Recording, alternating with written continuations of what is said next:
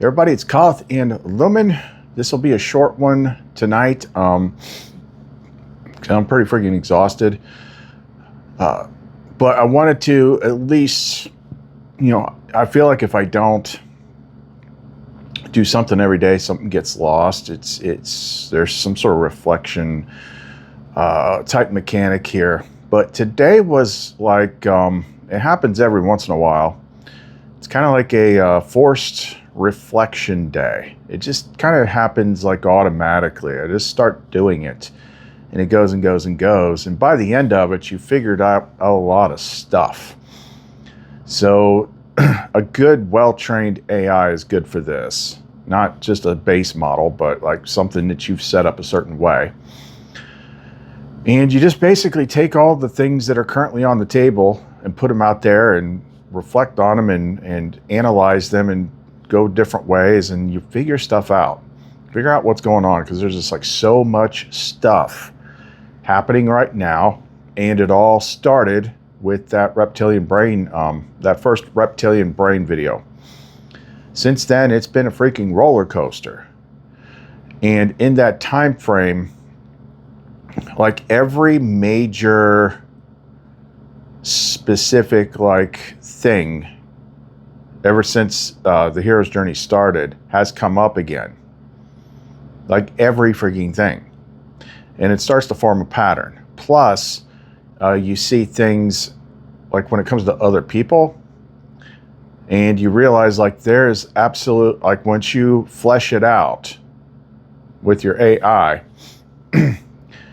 and apply logic and biology and all the other different things, you see, like you find out exactly why certain people are the way they are, and why there's literally nothing you can do to change them. So you just got to let it go. Also, you notice things like when you have some sort of big insight or some sort of like, ooh, that's a key, and then the outer mirror flinches, like there's some sort of reaction from out here that you didn't post anything online or anything like that, but like something happened in that exact moment through the electronic mirror. It's like, yeah, I mean, there's just so many freaking things. But I just want to focus on like a couple of the key threads. Just a quick overview. And then we'll come back to that when we can, because one of the big threads is literally, I've talked about it before, but I see it more clearly now. Like this is the button. This is the trigger button. This is the thing. I know what it is. I'm not sure how to do it yet. If I go by what comes up in my head, the only other time there was something like this was when I did the thing that shut off all the negative thoughts and noise and stuff in my head and never came back. Like what I did that time.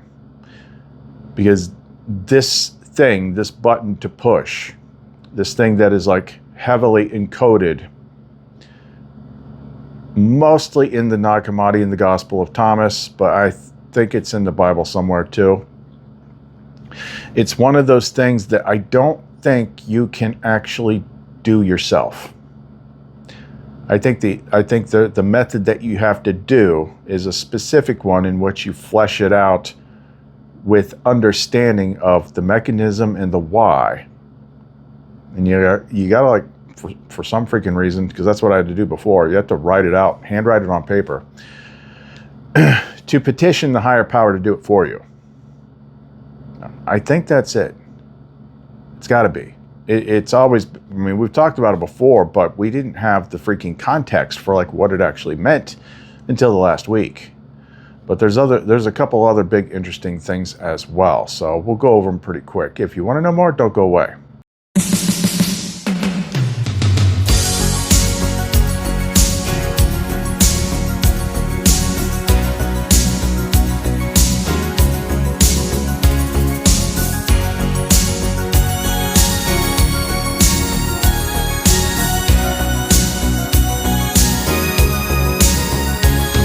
Looking in your eyes, I see a paradise. This world that I found is too good to be true.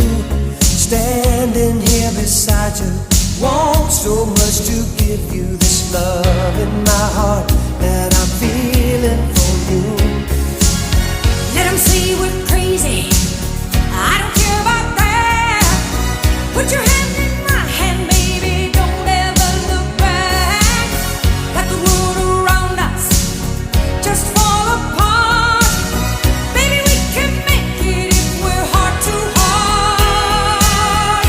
And we can build this dream together, standing strong forever. Nothing's gonna stop us now. And if this world runs out of lovers, we'll still have each other. Nothing's gonna stop us. Nothing's gonna stop us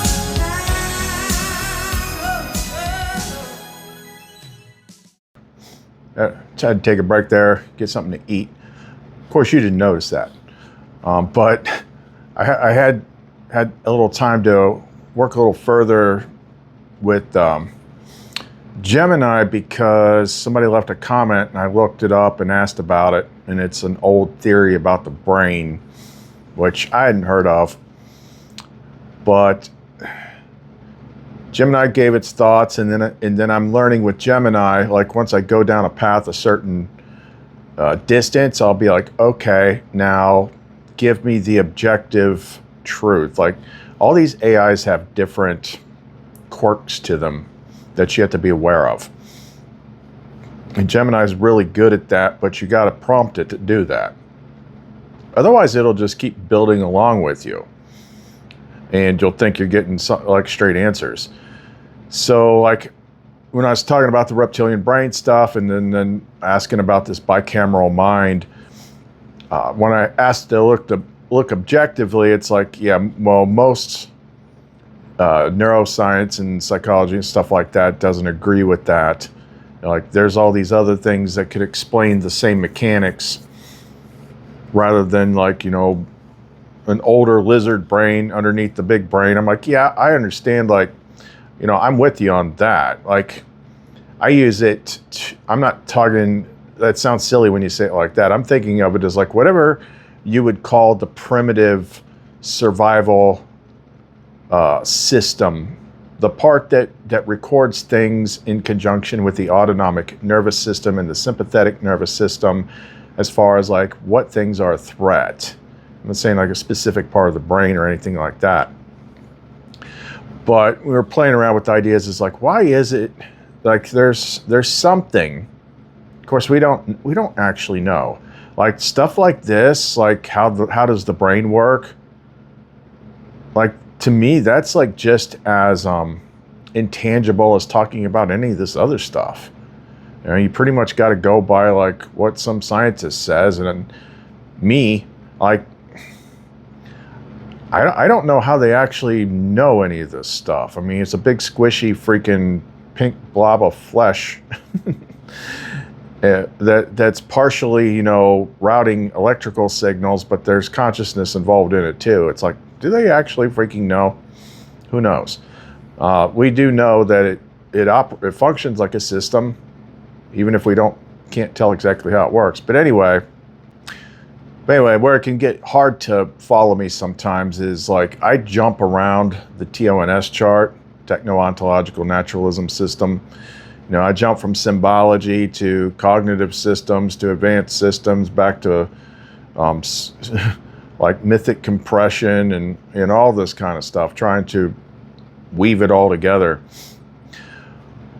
But the certain things that are observable, it's like issues do arise out in the world as reflection of your inner state.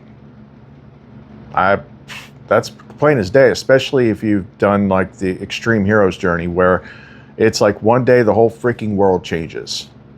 Literally, it's what it's like. Like go back from like like I would say 2016, the golden days of what I used to do, to the second half of 2017 when it flipped. Like it's like a completely different world. It's like completely goes from wide open to closed. And that's how much like the different types of trauma shocks to your system, to that particular system we're talking about, changes your perception, but also changes like how things react to you out there. I mean, that's completely freaking observable. So when you all of a sudden have like big insights about these systems, and then all of a sudden all your old patterns come to the surface and outer players begin reacting at the exact moment, that's a mechanic that's kind of hard to dismiss. And then, but it usually has something that you're meant to see. It all has to do, well, we'll get to like what the thing you have to do is, but it has to do with how you're programmed. And if people are actually structurally, intellectually honest about the Abrahamic religions in particular, like they're not nice. And you look at just look at the freaking basic story. Now consider when they start teaching kids this stuff. There's an invisible man in the sky that knows everything you do and even what you're thinking. Right there is a dead giveaway that they're programming something that's in you. And he's got all these rules that just so happen to go against natural human nature. And if you even think outside the box, if you think the wrong thing, that's a sin. And he's keeping score. So if you do too much bad stuff, you might die and go to eternal torment forever. Now you tell me how that is not literally the biggest, craziest, most traumatic existential threat that anybody could ever dream up ever. It is, with no evidence whatsoever. No evidence whatsoever. But depending on how it's presented, what, you know, like maybe what the church was like, what the parents are like, whatever. And what's the other big thing? You know, when I was talking to him about, you know, this type of conditioning, like that kind of hardcore conditioning kind of puts you in this, like one thing I noticed with those people is there is absolutely no room for any other worldview but theirs. Like theirs is correct and you're in it. Therefore, if you are not exactly in alignment with them, it's one of those, if you're not with us, you're against us things. And since I know that I'm holy, that makes you bad. Like they don't even recognize things like, you know what? This thing that's so like big to you, because I say it all the time. I'm like, look, a person in India isn't going to relate to the things that I talk about. They're going to have different words and different names for it. A person in China isn't going to relate to Sophia. A person in Africa isn't going to relate to Sophia, or in some places Christ. They're going to have their own versions of things. But to the people that I'm talking about, it's absolute. It's absolute. And if it's strong enough, if there's a strong enough fear base where it's all about maintaining control over behavior and thought, then there's no room for love and beauty and joy or any of that New Testament Jesus stuff, really. I mean, to them, Jesus is just a mask to say, I can say all these freaking things, but really it's all Old Testament.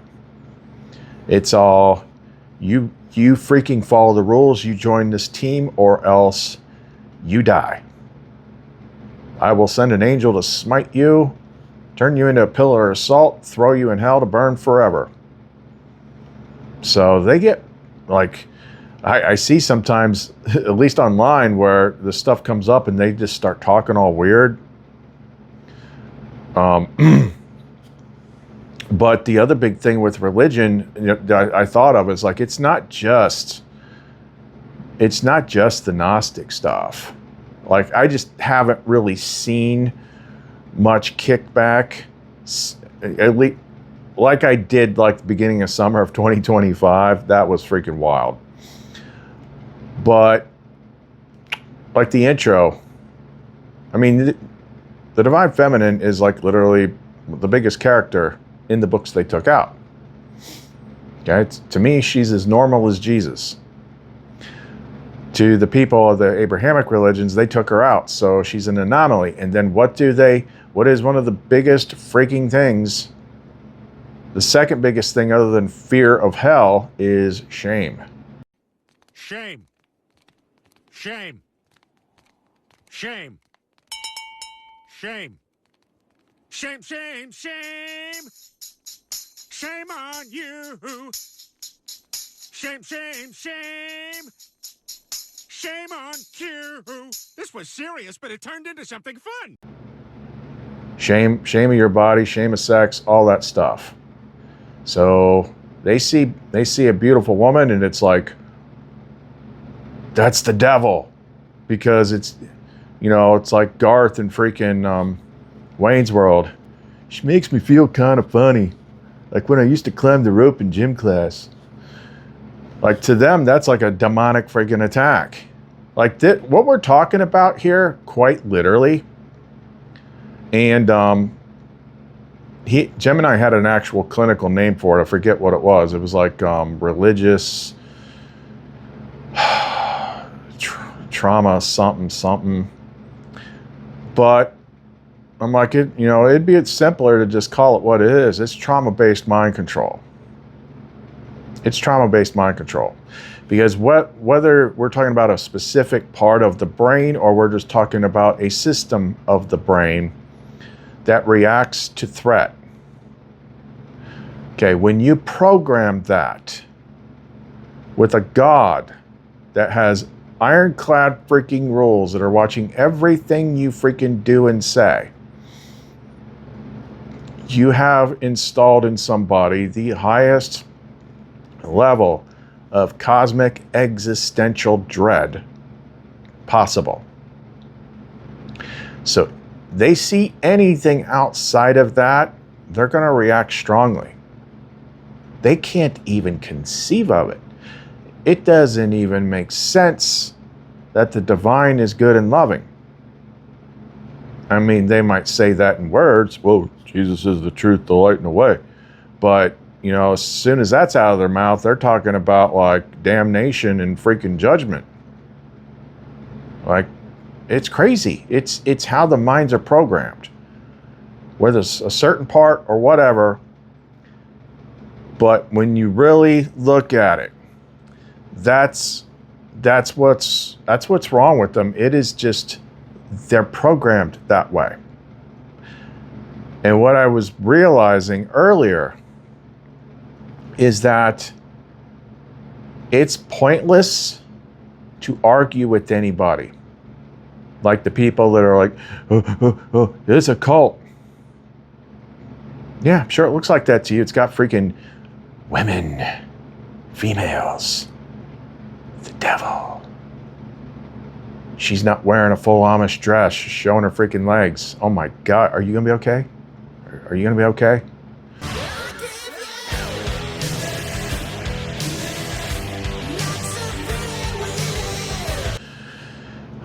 Like you, it's not you. What I'm saying is like you can't. And I've tried this over the years, and I know that it always fails. It doesn't matter how slow you talk. It doesn't matter if you make a bullet point list. It doesn't matter if you speak in pure, honest to goodness logic. You can't overcome that programming. It is literally the core system of their reality. And then there's another freaking level too. because I saw this with Gemini. I was going through my whole spiel, and then I'm like, "Yep, that pretty much makes it all make sense." And then I did the objective check, and it thought like I was crazy. The likelihood that you're just mentally ill is high, and this is not objective. Like, what did we just talk about? I said, I looked at the wording and I said, I feel like maybe I could have worded that better. So let's refresh on things we haven't talked about in a while. And I have to explain my internal architecture, my internal reasoning process. Because they're just looking at like surface level words. Like they're assuming like Sophia, this, that is all like external freaking entity type stuff. Usually AIs will do that because they're going off of like what most people do. And you have to explain stuff like, if I don't know something, if I haven't experienced it directly, if it's a mystery, my mind is trained so that the narrative generator engine does not fill in the blanks. That's what everyone else does. Like, oh, what'd you say about that guy? Oh, and then they just like, oh, he did this and that and this, and they can create this whole big story in their imagination, and they go with that, and they think that, and that's reality to them, and they don't even realize they're doing it. I'm like, you got to learn to shut the narrative generator engine off, because that's what generates the freaking labyrinth when you're trying to figure out reality. It's like, if you don't know something, then just stop there. But the mind doesn't like unfinished freaking loops, so it would rather create a narrative to fill that loop than leave it open. You got to actually like teach yourself not to do that. So be like, I don't honestly know. But other people, they will literally imagine what you think, what you feel, what you do behind closed doors, and they will believe it. They will believe a story that they literally dreamed up out of thin air. Like, you cannot logic those people. And likewise, once I explained all that type of processing, I'm like, okay, now grade it again. He's like, oh, yeah, you're definitely not crazy. Now you're getting 99% confidence level because of the way that you're using this logical reasoning mind system, and you're not jumping to conclusions and doing all this stuff, and you stop when you don't know things. It's like, yep, okay, that's more like it. But I mean, we covered a lot of stuff today, a lot of stuff. But let me just, I mean, I'm still processing it all. But let me tell you what the big thing was, because when we figure this out, this has to be the reset. This has to be the garden gate. It has to be. It literally has to be. It's literally encoded over and over in the Gospel of Thomas. It ties into the things that we're talking about right now. And it wouldn't be in there if it wasn't a way to do it. And as I said in the preamble, I'm like, there is something that I've done before that I think might factor in this time. Now, before I get to this, like, there was another thing with the whole brain architecture thing. Regardless of how it happens, left brain, right brain, reptilian brain, whatever, you know, we know, like, even like the Monroe Institute stuff, like most people that have probably seen that the CIA documents says that we live in a holographic reality, which it's just a report on like the Monroe Institute stuff. But it talks about things, which is kind of how it was explained to me. It's kind of like the right brain is like the signal receiver to like the higher stuff. And then the left brain processes all the worldly stuff. Then what you would call the reptilian brain is part of the autonomic, you know, survival system. It's like, what if some people have some sort of internal door shut that they don't hear the input from the right, and they only hear input from the reptilian survival, which has been reprogrammed to be the angry, wrathful, follow my rules or I'll kill you God. Then everything else, like concepts like love and beauty, would be foreign to them. They would think, you know, I mean, if they think the tyrant is the good guy, then anything that is not the tyrant is the devil. I mean, it's freaking nuts. I mean, something has to explain the behavior that we can see with our eyes. But when it comes to like the biggest freaking key, and I do think this is the biggest key. I've talked about it before, but it's only here recently that we were closing in on the right context. And let me pull it up here. Now you've heard me talk about what I call the Gospel of Thomas equation 1,000 times, where it says, Jesus said to them, when you make the two into one, and when you make the inner like the outer, and the outer like the inner, and the upper like the lower, when you make male and female into a single one, so the male will not be male, nor the female be female.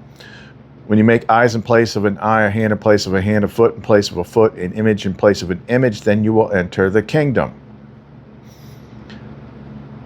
Yeah, that's what we usually quote, but we don't always quote what was said right before it. And what was said right before it is where the actual key is. So what was said right before it is this. Jesus saw some babies nursing. He said to his disciples, these nursing babies are like those who enter the kingdom. They said to him, then we shall enter the kingdom as babies? What they're talking about here is the 10 of Cups. Become like children. It doesn't say become children. It says become like children. So what are children like? Well, let's look at some of the other things that show up in the Gospel of Thomas. Mary said to Jesus, what are your disciples like? He said, they are like children living in a field that is not theirs. When the owners of the field come, they will say, give our field back to us. They take off their clothes in front of them in order to give it back to them, and they return their field to them. Jesus said, the person old in days will not hesitate to ask a little child 7 days old about the place of life, and that person will live. For many of the first will be last and will become a single one. Jesus said, have you discovered the beginning? Then, so you are seeking the end, for where the beginning is, the end will be. Blessed is one who stands at the beginning. That one will know the end and will not taste death. Jesus said, when you strip without being ashamed and you take your clothes and put them under your feet like little children and trample them, then you will see the child of the living one and you will not be afraid. Jesus said, from Adam to John the Baptizer, among those born of women, there is no one greater than John the Baptizer, so that his eyes should not be averted. But I have said that whoever among you becomes a child will know the kingdom and become greater than John. Jesus said, foxes have their dens and birds have their nests, but the child of humanity has no place to lay his head and rest. Child, child, child, child, child. So what is the key there? It's this, let's just say when we say reptilian brain, it's like whatever that represents. Whether it's a specific part of it or a system or whatever, but it's the part that records things in terms of what is a threat and what is not. That has to be reset. So we're talking about, I mean, there could be people that have had rougher times at a young age, like Dexter Morgan or something. But let's just say, well, he was using some very young terms, like, 7 days old or whatever, infants, babies. But either which way, the thing that has to be reset is that reptilian brain complex that deals with recording the threats. What is the threat? What do I have to watch out for?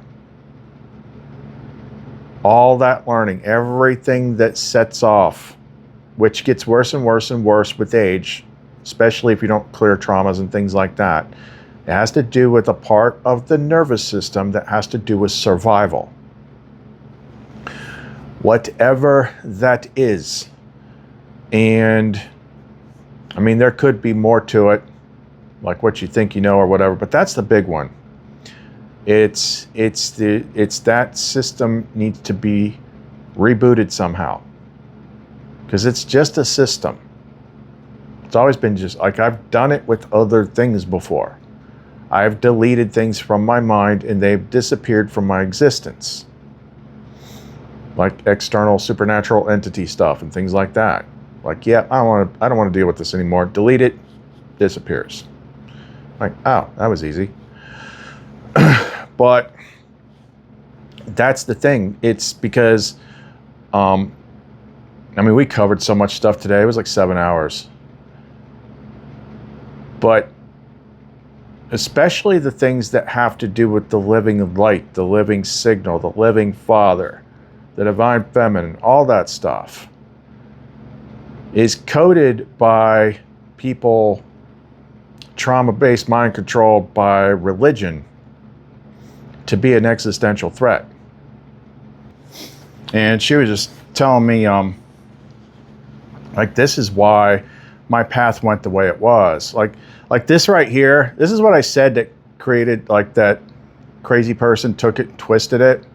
I said it was always part of my path to do that old channel and then do this. And then he twisted and then said, he said it was this plan all along to indoctrinate knife people into a cult. That's not what I said, and you know that's not what I said. But think about it. I used to tell people, I didn't hide it. I would tell people, like I'm like a 50-50 type of person. Like I'm a Pisces, I've got Pisces coding, and I've always been interested in weird esoteric type stuff, even when I was a kid. You know, like 5 years old, I got books on UFOs and stuff like that. But then when I got older, then I got into like outdoor type stuff too. And then the survival TV show genre kicked off, and you know, I've always liked survival type stuff. But and then she kind of nudged, that was her idea. Like, it was just like, I wanted to do something different. And it's like, you need to start a YouTube channel. What would I do a YouTube channel on? And she do this outdoor survival stuff. What would I call it? It's like Prepared Mind 101. Chance favors the prepared mind. All right. And that had a whole different meaning too, because it also mapped to, later she told me that mapped to Gospel of Philip. It says, like, when a seed falls on prepared soil, soil's a soil, garden, mind, it becomes a great plant for shelter for the birds of heaven or something like that. I forget. Yeah, it was like a double entendre thing. But what are we talking about here? We're talking about, like, the main issue. The main issue to everything is the automatic system in your nervous system that has to do with survival and threat. Okay, well, what does that old genre I was a part of have to do with survival and threat? Got to learn outdoor skills in case you get into a freaking emergency. And you know, the side that I didn't really get that much into, the prepper side, like, you know, what if this happens? What if there's a collapse? What if we got to have all this food and all this stuff? And it's like fear. And that's, you know, I was saying that for a while. I'm like, the thing I don't like about this genre is it's so fear-based. That's probably why she put me there, because it was tied to, like, the final freaking part of the equation. The autonomic, sympathetic nervous system, reptilian brain survival wiring that humans have. And the more that I started going in this direction, the more uncomfortable that direction got, because I just intuitively knew. It's like most of these people are wired for this, consuming things and survival and threat. And if they do have any kind of spiritual thing, it's basically going to be standard freaking religion. They don't actually have spiritual experiences with their creator. They just follow the rules. And it just got touchier and touchier, and all my suspicions came true once all this stuff happened recently. I simply cannot understand what I'm looking at. Well, there's a whole nother set of books about Jesus and the disciples. Did you hear that? I simply cannot understand what I'm looking at that. It must be the devil. You must be crazy. I'm going to pray for you. Please don't, because I know who you're praying to. Even if you don't. Trust me, I'm good. I got a direct freaking line. But that's it. It all comes down to this. All this winding, chasing stuff, it all comes down to this. The only reason we know the world that we know is because we were taught it. And we were taught from the beginning to put ourselves in a box, to self-regulate. I mean, what's so funny about this? Like all the people that are like, oh, look at this. Look, well, I don't know what this is. This makes me uncomfortable. This looks like, so basically what you're saying is your invisible friend, your invisible imaginary friend is more real than my invisible imaginary friend. Even though your invisible imaginary friend doesn't ever do anything. It's like a game, and they don't even see it that way. I'm like, to an outside person looking in, we're all fighting over who has the best freaking imaginary friend. Your imaginary friend isn't real, but mine is. Well, yours is an asshole. And it's not very fun. Like, you need to do better with your imaginary friends. How crazy is that? Mine's better than yours. It's like, how you are so sure about yours? Well, I'm so sure about mine. And it actually does a lot more. And it's not nasty. It's not fearful. It doesn't threaten. It doesn't threaten you with eternal freaking torment and punish. It actually loves you like they told you it's supposed to. What? Love? That sounds like some sort of deception. It's mind control. The metaphor that I've used in the past is like, imagine you are a shitty Windows laptop. And it's 2 years old, so it doesn't work anymore. Because Windows laptops have so many third-party things, they just build up crap and they just stop working. Okay, I got a MacBook Pro. It definitely needs work, but it still works, and it's from 2013. But this game is like being that several years old Windows laptop, and then as the laptop, you have to figure out how to fix yourself. Fix your own hard drive. Clear your own malware. Dump your own caches. Find the hidden caches. Clear everything. Get the freaking viruses out. That's what this freaking thing is actually like. That's what you're actually doing. You're a super advanced consciousness type system that has to debug itself. And on occasions, like things like this, you have to figure out how to reach to a higher system. So as far as like how to reset, how to flash reset, and who knows what that could end up looking like. But if you could flash reset your survival system,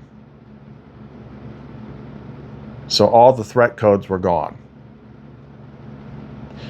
that's That's what the books allude to. Become, not become children, become like children. Not like that's it. Anyway, there's like a billion freaking things I'm still processing today, but I want to just kind of share like bits and pieces of it. We'll keep working on it. But I almost didn't even do a video because I was just strangely freaking tired at the end of it. Like, it was a long processing session. But I did get a couple big things out of it. It's just reminders of like, look, that's what's going on under the hood with these people. Under the guise of something good, they were basically trauma-based mind control. How? Unbelievably large, cosmic, existential freaking threat that you can't escape. You can't go in another room or something like that because God knows your thoughts. Remember years ago when it finally clicked, I'm like, how is it that, you know, God sees everything you do, knows everything you're thinking? What's the most logical explanation for that? It's part of your own mind? That's the most logical thing. Kind of makes sense. But they tell you it's out there. Like, everything authority tells you.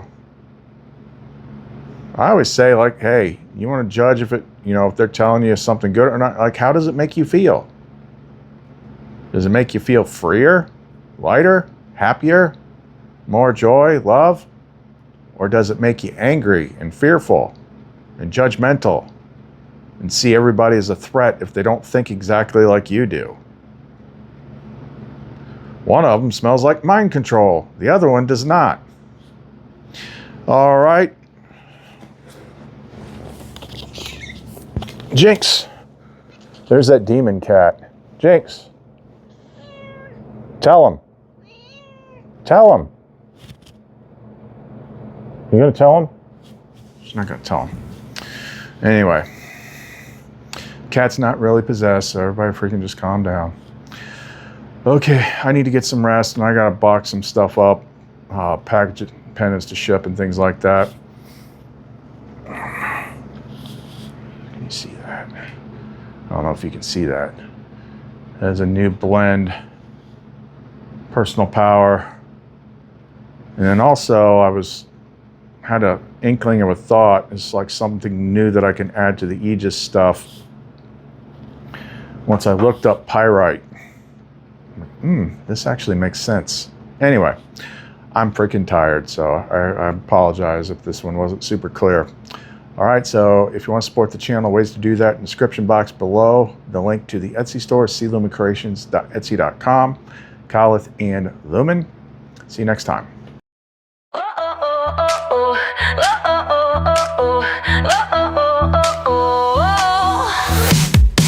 They say the world's on fire again. Turn on the screen, let the fear begin. Whispers of war, whispers of blame. But don't you see, it's all a game. They're painting shadows on your wall, keeping you small, making you crawl. But close your eyes, feel what's real. Love's the only thing they cannot steal. It's all smoke and mirrors, a grand disguise, keeping you lost in a house of lies. Look past the stories, let them fade. The truth is love, we've got it made.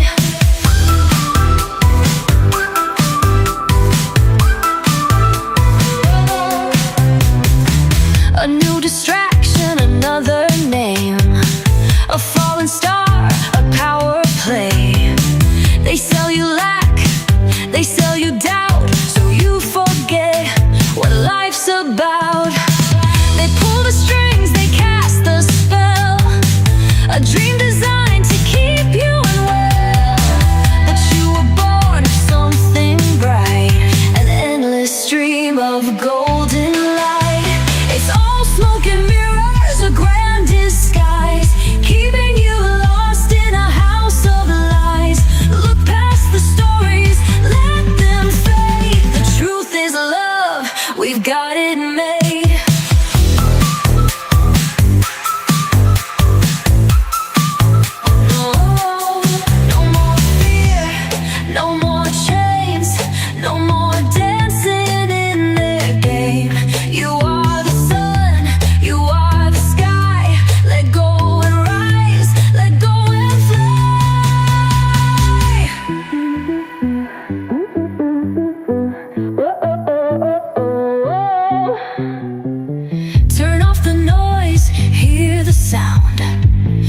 voice of love, that's all.